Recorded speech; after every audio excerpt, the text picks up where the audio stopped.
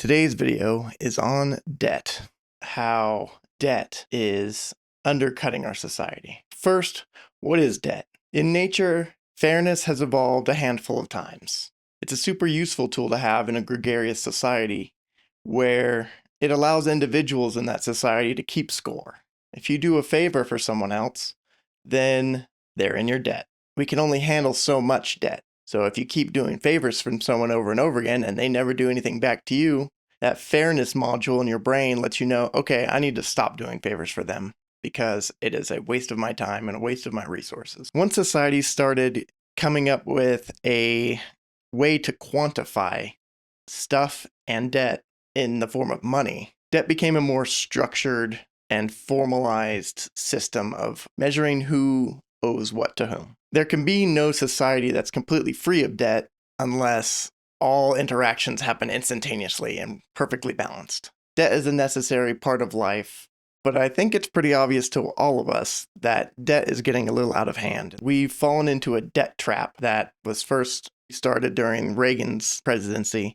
Through lowering tax rates and loosening regulations, Reagan injected a lot of liquidity into the market and allowed the economy to boom. The problem with deregulating is eventually someone will find a loophole and you won't catch it, and then you end up with the 2008 financial crisis. Debt was given out too liberally to too many people who didn't qualify, and that debt was then lied about and valued super high. So then those trusted assets, when people started defaulting on their mortgages, collapsed the entire banking institution and took billions of dollars to be bailed out, which just transferred the debt from the banks and the private sector to the government. Another part of this trap is that you can continually improve your profits by slowing the rate at which you pay your workers compared to your revenue. And this can only work if those workers have free and ready access to debt so they don't feel their purchasing power go down. Because if they had to save up for something and everything's getting more expensive, they would notice immediately, oh, I've got to save for 2-3 years to be able to buy a car or something else you want. But with easy access to car loans, or even these days, getting a DoorDash burrito, people don't immediately feel that their wages are going down when their immediate purchasing power and access to credit is going up in relation to it. But what this debt really is a tax on people who need money that they need to pay to people who have money. And this tax is in the form of interest. Credit cards and other easy access for lower class people to get access to credit has interest rates of about 20%. This functionally makes everything much more expensive the poorer you are. And on the flip side of the coin, if you're extremely wealthy, debt is a subsidy for your lifestyle. You can take out loans against your assets like stocks. Those have extremely low interest. That interest is outpaced by just the deflation of the currency and the raising value of your assets over time. This allows multimillionaires and billionaires to spend hundreds of millions of dollars over their lifetime and never be taxed on it. The debt goes away when they die, and their assets can be traded down to the next generation virtually tax-free. This is why we slide further and further into the debt trap. It's profitable for the powerful and the higher up that make the rules. It's mostly felt by lower class people, and to do anything about it would collapse the entire system. The final piece of the puzzle for why society's in a debt trap is the debt that we keep accumulating on the federal level.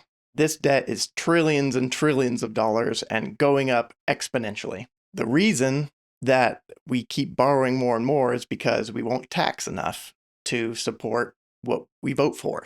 So instead, we've allowed our politicians to pay rich people a tax to borrow their money instead of just take it from them like they do from us. Whereas the money from a normal working class person's 30 to 45%, depending on how much you make, goes straight to the government. A wealthy person skirts as many taxes as they can till it's about 24%, and then loans the government money for financial gain.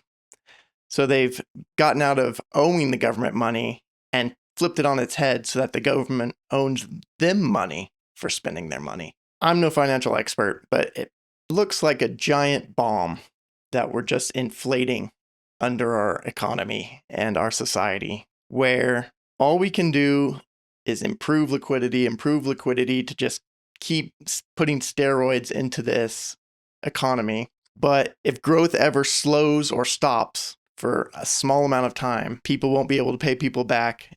Other people won't be able to pay them back. And there's less money in the system than is owed by everybody collectively in the system. If the wealthy start selling off their assets to pay for debt or to cover themselves, then asset prices will fall. And we'll very quickly find out that America doesn't have as much money as we keep saying we do. So I want this video to be kind of a short one because I'm not an expert, but it's a big idea that I wanted to get out there. And I've heard versions of it from other people, but never quite like this, especially not the emphasis on how this debt keeps the economy running, but by sacrificing the 90% for the top 10%. And I think it's probably a big reason why inequality is growing so quickly in America. Thanks for watching.